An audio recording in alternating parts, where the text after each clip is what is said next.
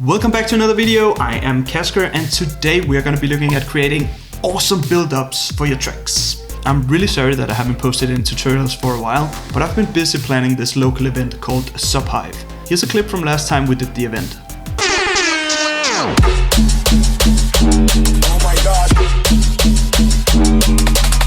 So yeah, pretty awesome. Can't wait to do it again next week. But for now, let's jump straight into today's project.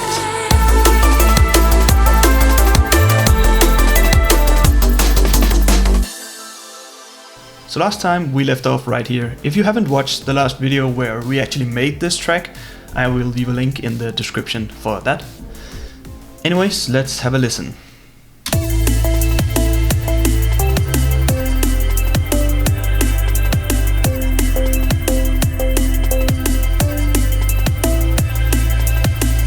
Pretty cool.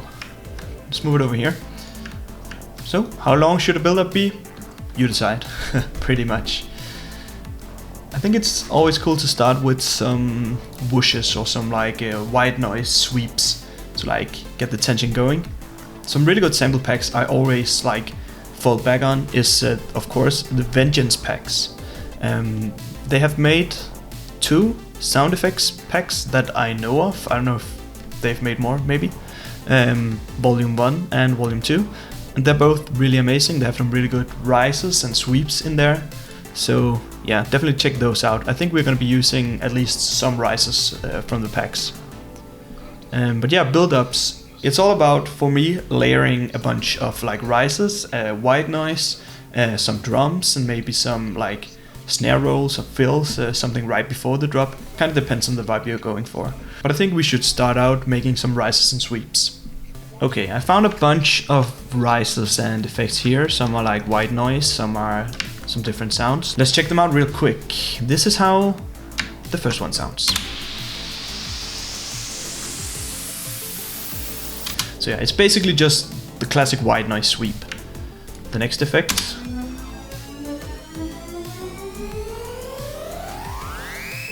Yeah, a bit more tone into that one.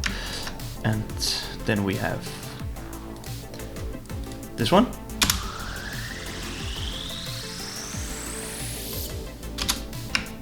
And for the final one, I just basically took the crash that we already have up here, right into the drop, and reversed it. You can do that by basically putting it here. Remember to make it unique. Double click and reverse. And then you got yourself, yeah, reverse crash into crash. Classic effect. So yeah, this is something we can work with.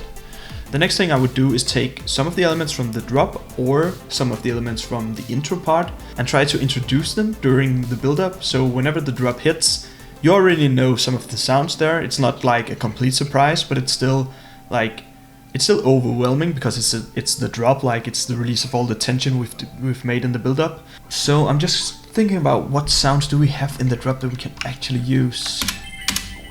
Well, we have these bells. It's a pretty nice sound, and I think we can use it maybe even like in an intro at some point, but definitely in the build-up. I think we're gonna be doing like some sort of break build-up in one smashed together part here. But yeah, we can definitely use this. Okay, so this is what I have so far. I've taken over like the bells from the drop, changed the melody a little bit to make it more intense the further we get into the build-up.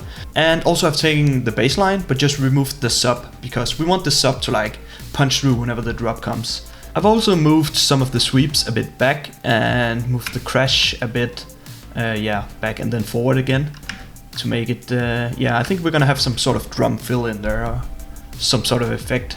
That's another thing you should be very aware of, that sometimes silence or like breaks can be just as effective as adding another element. Some people tend to just layer more and more stuff on their build-ups, and then whenever the drop comes, it kind of seems, kind of dull in a way, because the build-up was so like filled with tension. And it has to be filled with tension, but I think having the tension build up and then having this small gap before the drop is really impactful. Like, it adds so much more impact to the drop. It doesn't work for all tracks, but I think having a gap or some sort of drum fill right before the drop, it's a pretty good idea. Okay, so we have some elements from the drop that we've put into the build-up.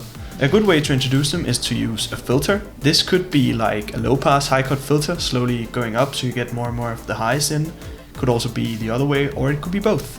So what I've done here is I took the bass line from the drop without the sub, and I added this filter to it. So yeah, you don't have any highs at the beginning, but then they slowly come in. So right before they drop, they go down and then come back in. So the first half of the build-up's pretty simple. It sounds like this.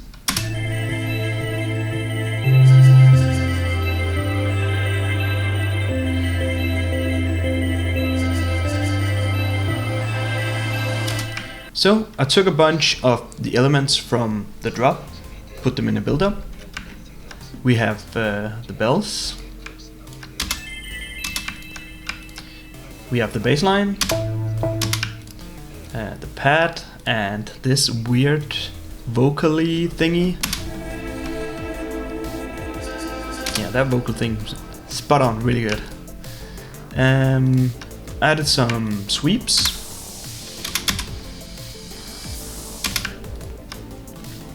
And basically what I did, took all of these elements, put a bunch of filters on them. Basically cut the highs and make them slowly come in during the build-up. It's always a good way of introducing elements. And then for the second part of the build-up, I put in this drum break.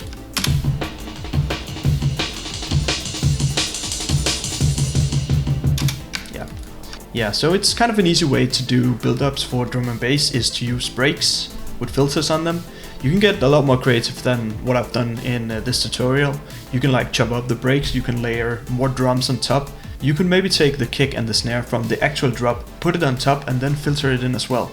But just getting that kick snare pattern in the build-up is something I think is really cool in drum and bass. A different approach could be to use maybe a kick or snare and just have them go faster and faster or something else. I do feel like taking a break and filtering in is pretty good for the more liquid side of drum and bass, so I think it's a really good fit for this track.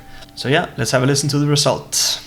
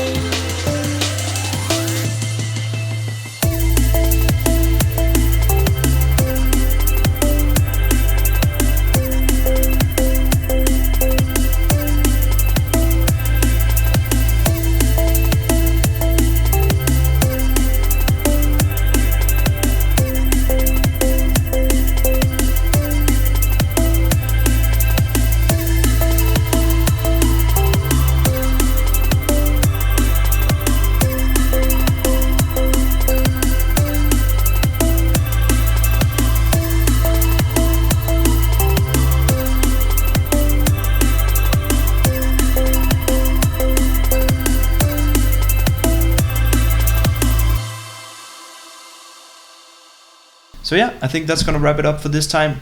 One more thing I wanted to show before we end is a really common thing used in drum and bass build-ups. So basically take a snare sounding something like this, repeat it like this. Sounds pretty horrible. Change the pitch range to 12, turn the pitch all the way up and automate it down again.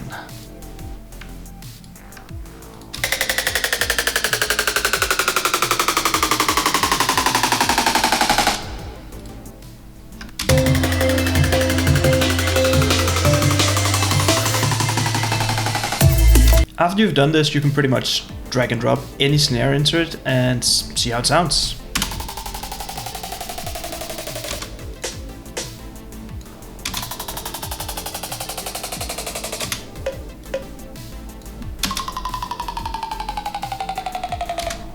Just a quick tip, something I've heard in a lot of tracks at least, so yeah, there you go.